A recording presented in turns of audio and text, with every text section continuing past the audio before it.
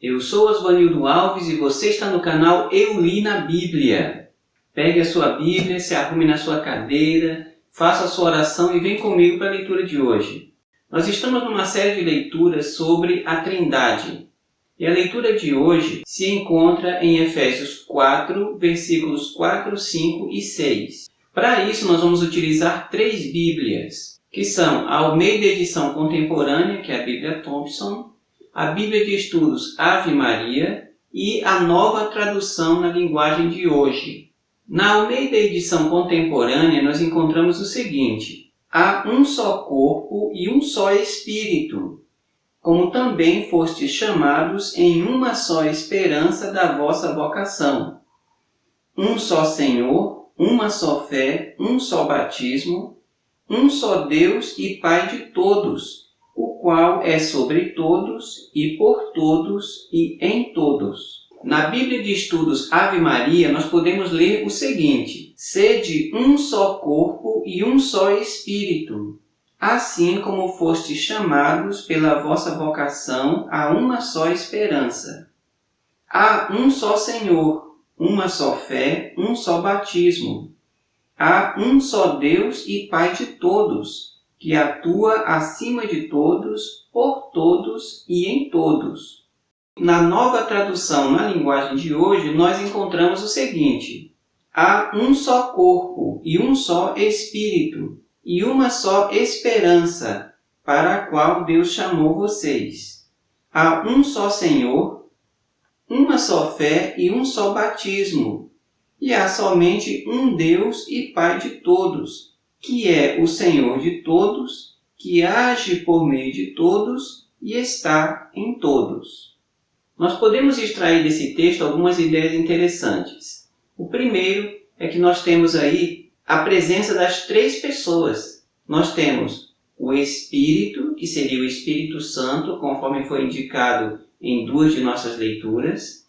Nós temos um só Senhor, que nós entendemos que seria uma referência a Cristo.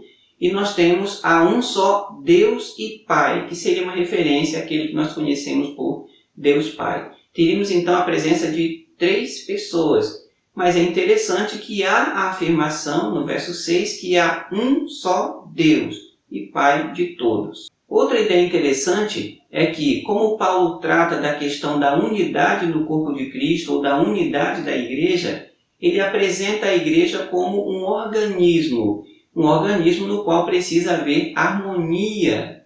E é interessante quando ele diz que há um só corpo e um só Espírito.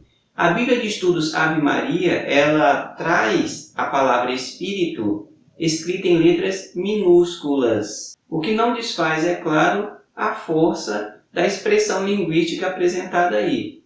Paulo apresenta a igreja como um corpo e esse corpo precisa ser animado por um espírito. Deve haver uma unidade entre corpo e espírito. Embora Paulo vivesse numa sociedade que era embalada pela cultura grega, há grandes possibilidades dele não entender aí espírito como uma entidade imaterial consciente que pode sobreviver fora do corpo, ou alma, como algumas pessoas entendem. Mas essa não é a questão aqui. E ele diz ainda: há uma só fé, um só batismo. Como essa expressão vem depois da expressão há um só Senhor, eu entendo que ele estaria querendo dizer que há apenas um Senhor verdadeiro, acredito ser uma referência a Cristo.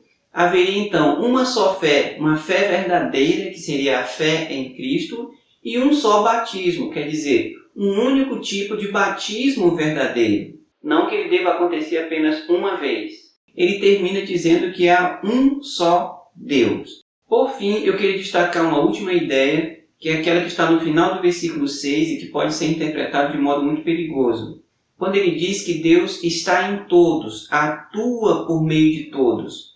A expressão está em todos pode nos levar a achar que Deus está ali na pedra, que Deus está na árvore, que Deus está na água, e essa é uma ideia muito perigosa. Em nossas leituras, a gente está tentando entender um pouquinho da Trindade. E é claro que a gente vai precisar fazer mais algumas leituras para ver se a gente consegue entender um pouquinho mais essa ideia aí. Por isso, eu te convido para estar comigo na nossa próxima leitura.